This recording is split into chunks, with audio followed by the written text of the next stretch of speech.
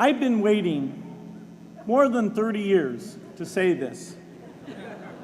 Dad, I always told you I'd come back and get my degree.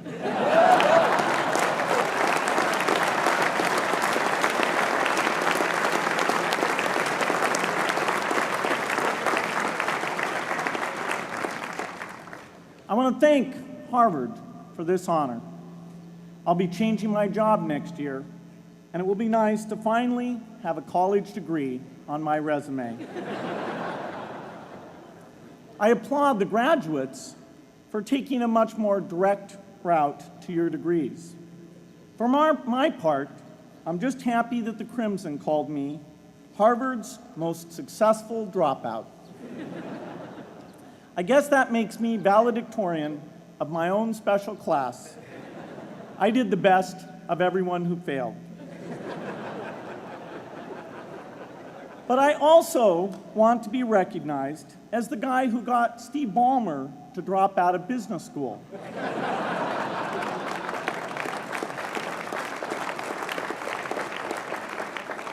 I'm a bad influence. That's why I was invited to speak at your graduation. If I'd spoken at your orientation, fewer of you might be here today.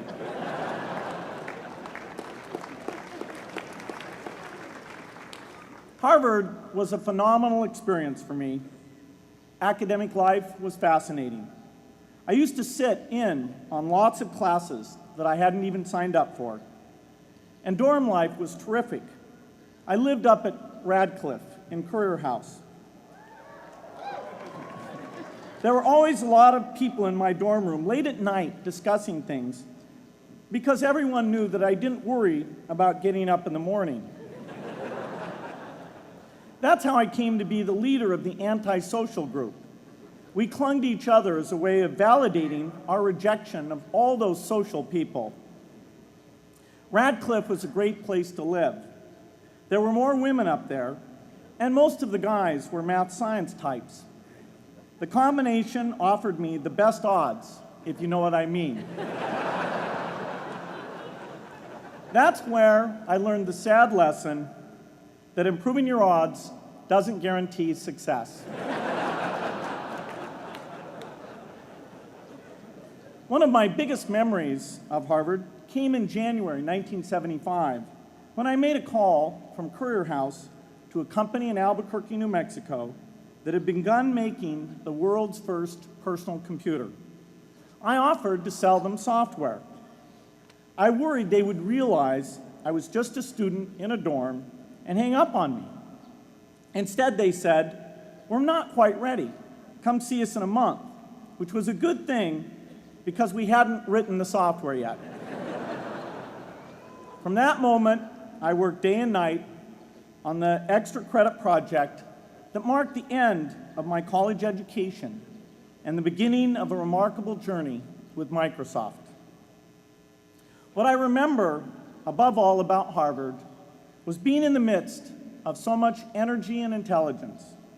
It could be exhilarating, intimidating, sometimes even discouraging, but always challenging.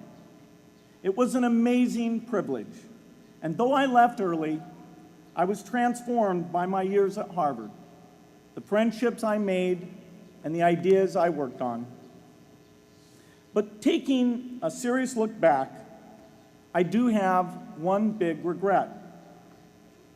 I left Harvard with no real awareness of the awful inequities in the world, the appalling disparities of health and wealth and opportunity that condemn millions of people to lives of despair.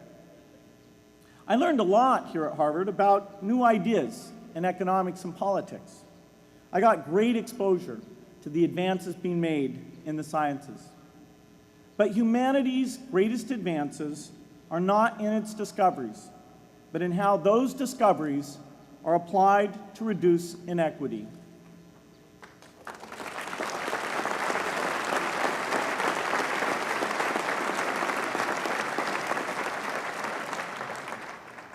Whether through democracy, strong public education, quality health care, or broad economic opportunity, reducing inequity is the highest human achievement. I left campus knowing little about the millions of young people cheated out of educational opportunities here in this country. And I knew nothing about the millions of people living in unspeakable poverty and disease in developing countries. It took me decades to find out. You graduates came to Harvard at a different time. You know more about the world's inequities than the classes that came before. In your years here, I hope you've had a chance to think about how, in this age of accelerating technology, we can finally take on these inequities and we can solve them. Imagine, just for the sake of discussion, that you had a few hours a week and a few dollars a month to donate to a cause. And you wanted to spend that time and money where it would have the greatest impact in saving and improving lives. Where would you spend it? For Melinda and I, the challenge is the same. How can we do the most good for the greatest number with the resources we have? During our discussions on this question, Melinda and I read an article about the millions of children who are dying every year in poor countries from diseases that we had long ago made harmless in this country: measles, malaria, pneumonia, hepatitis B, yellow fever. One disease that I had never heard of, rotavirus, was killing 500,000 children each year, none of them in the United States. We were shocked. We had assumed that if millions of children were dying and they could be saved, the world would make it a priority to discover and deliver the medicines to save them. But it did not. For under $1, there were interventions that could save lives that just weren't being delivered. If you believe that every life has equal value, it's revolting to learn that some lives are seen as worth saving and others are not. We said to ourselves, this can't be true, but if it is true, it deserves to be the priority of our giving. So we began our work in the same way anyone here would begin it. We asked, how could the world let these children die? The answer is simple and harsh. The market did not reward saving the lives of these children, and governments did not subsidize it. So the children died because their mothers and fathers had no power in the market and no voice in the system. But you and I have both. We can make market forces work better for the poor if we can develop a more creative capitalism. If we can stretch the reach of market forces so that more people can make a profit, or at least earn a living, serving people who are suffering from the great inequities. We can also press governments around the world to spend taxpayer money in ways that better reflect the values of the people who pay the taxes. If we can find approaches that meet the needs of the poor in ways that generate profits for business and votes for politicians, we will have found a sustainable way to reduce inequity in the world. Now, this task is open-ended. It can never be finished. But a conscious effort to answer this challenge can change the world. I'm optimistic that we can do this. But I talk to skeptics who claim there is no hope. They say, inequity has been with us since the beginning and will be with us until the end, because people just don't care. I completely disagree. I believe we have more caring than we know what to do with. All of us here in this yard, at one time or another, have seen human tragedies that broke our heart, and yet we did nothing, not because we didn't care, but because we didn't know what to do. If we had known how to help, we would have acted. The barrier to change is not too little caring. It is too much complexity. To turn caring into action, we need to see a problem, see a solution, and see the impact. But complexity blocks all three steps. Even with the advent of the internet and 24-hour news, it is still a complex enterprise to get people to truly see the problems. When an airplane crashes, officials immediately call a press conference. They promise to investigate, determine the cause, and prevent similar crashes in the future. But if the officials were brutally honest, they would say, of all the people in the world who died today from preventable causes, 0.5% were on this plane. We're determined to do everything possible to solve the problem that took the lives of the 0.5%. The problem is not just the plane crash, but the millions of preventable deaths. We don't read much about these deaths. The media covers what's new, and millions of people dying is nothing new. So it stays in the background where it's easy to ignore. But even when we do see it or read about it, it's difficult to keep our eyes on the problem. It's difficult to look at suffering if the situation is so complex that we don't know how to help. And so we look away. If we can really see a problem, which is the first step, we come to the second step, cutting through the complexity to find a solution. Finding solutions is essential if we want to make the most of our caring. If we have clear and proven answers anytime an organization or individual asks, "How can I help?" then we can get action, and we can make sure that none of the caring in the world is wasted. But complexity makes it hard to mark a path of action for everyone who cares, and makes it hard for their caring to matter. Cutting through complexity to find solutions runs through 4 predictable stages: determine a goal, find the highest impact approach, deliver the technology ideal for that approach, and in the meantime, use the best application of technology you already have, whether it's something sophisticated like a new drug or something simple like a bed net. The AIDS epidemic offers an example. The broad goal, of course, is to end the disease. The highest leverage approach is prevention. The ideal technology would be a vaccine that gives lifelong immunity with a single dose. So governments, drug companies, and foundations are funding vaccine research. But their work is likely to take more than a decade. So in the meantime, we have to work with what we have in hand, and the best prevention approach we have now is getting people to avoid risky behavior. Pursuing that goal starts the 4-step cycle again. This is the pattern. The crucial thing is to never stop thinking and working, and never do what we did with malaria and tuberculosis in the 20th century, which is to surrender to complexity and quit. The final step, after seeing the problem and finding an approach, is to measure the impact of the work and to share that, success or failure, so that others can learn from the efforts. You have to have the statistics, of course. You have to be able to show, for example, that a program is vaccinating millions more children. You have to be able to show, for example, a decline in the number of children dying from the diseases.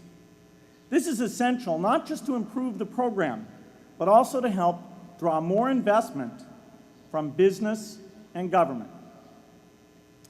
But if you want to inspire people to participate, you have to show more than numbers.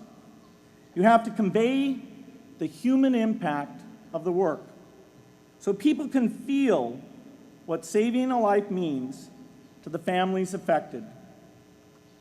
I remember going to the World Economic Forum some years back and sitting on a global health panel that was discussing ways to save millions of lives.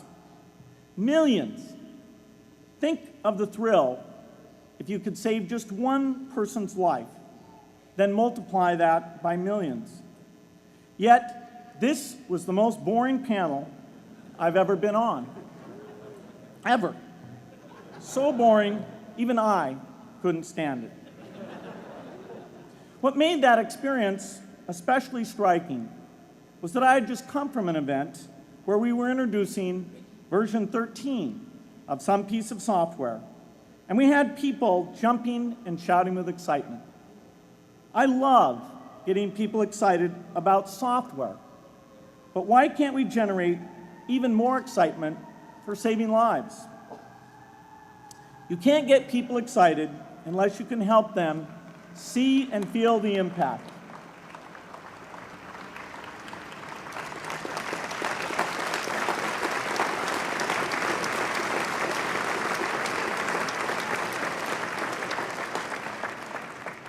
The way to do that is another complex question. Still, I'm optimistic. Yes, inequity has been with us forever, but the new tools we have to cut through complexity have not been with us forever. They are new. They can help us make the most of our caring, and that's why the future can be different from the past. The defining and ongoing innovations of this age, biotechnology, the personal computer, and the internet, give us a chance we've never had before to end extreme poverty and end death from preventable disease. 60 years ago, George Marshall came to this commencement, and he announced a plan to assist the nations of post-war Europe.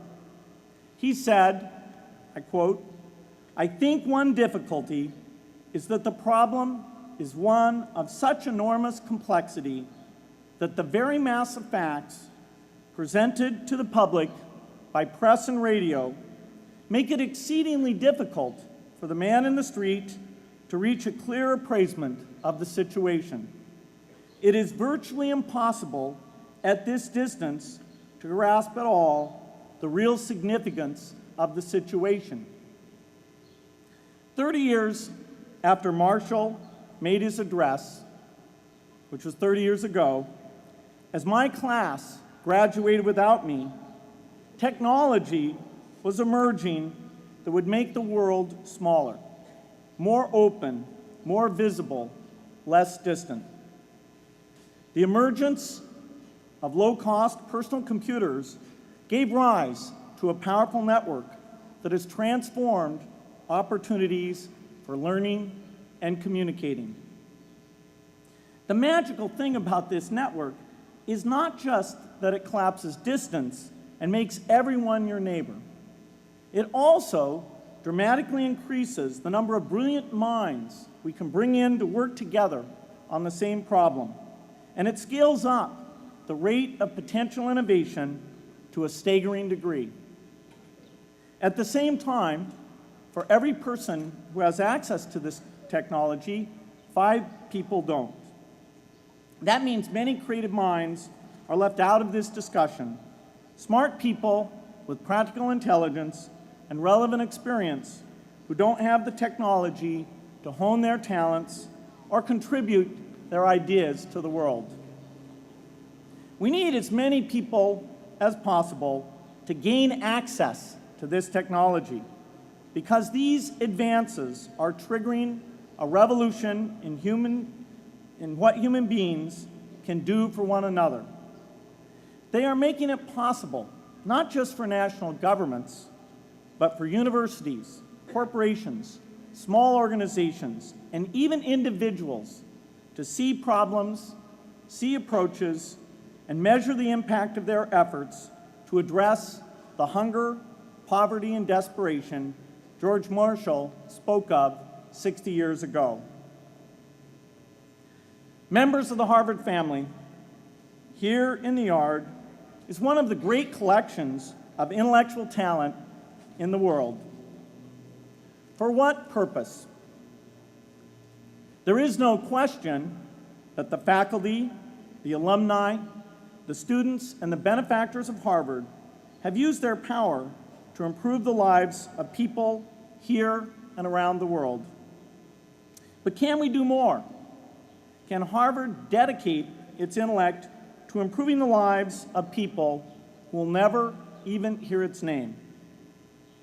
Let me make a request of the deans and the professors, the intellectual leaders here at Harvard.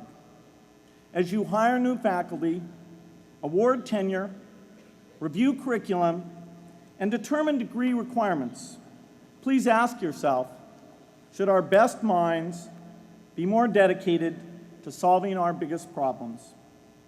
Should Harvard encourage its faculty to take on the world's worst inequities?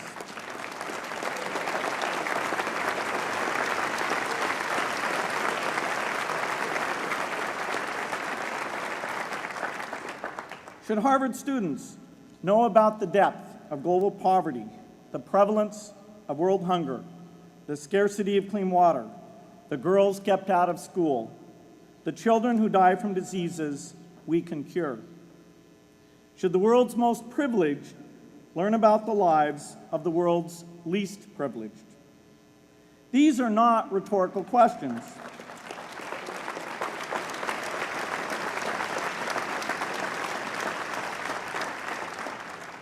You will answer with your policies. My mother, who was filled with pride the day I was admitted here, never stopped pressing me to do more for others. A few days before I was married, she hosted a bridal event at which she read aloud a letter about marriage that she had written to Melinda. My mother was very ill with cancer at the time, but she saw one more opportunity to deliver her message, and at the close of the letter she said, "From those to whom much is given, much is expected."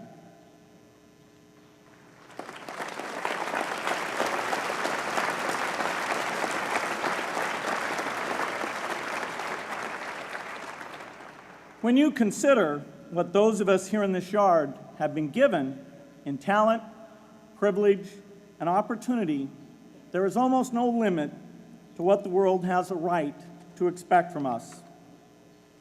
In line with the promise of this age, I want to exhort each of the graduates here to take on an issue, a complex problem, a deep inequity, and become a specialist on it. If you make it the focus of your career, that would be phenomenal. But you don't have to do that to make an impact. For a few hours every week, you can use the growing power of the internet to get informed, find others with the same interests, see the barriers, and find ways to cut through them. Don't let complexity stop you. Be activists. Take on big inequities. I feel sure it will be one of the great experiences of your lives. You graduates are coming of age in an amazing time. As you leave Harvard, you have technology that members of my class never had. You have awareness of global inequity, which we did not have. And with that awareness, you likely also have an informed conscience that will torment you if you abandon these people whose lives you could change with modest effort. You have more than we had. You must start sooner and carry on longer. And I hope you will come back here to Harvard 30 years from now and reflect on what you have done with your talent and your energy. I hope you will judge yourselves not on your professional accomplishments alone, but also on how well you have addressed the world's deepest inequities, on how well you treated people a world away who have nothing in common with you but their humanity. Good luck.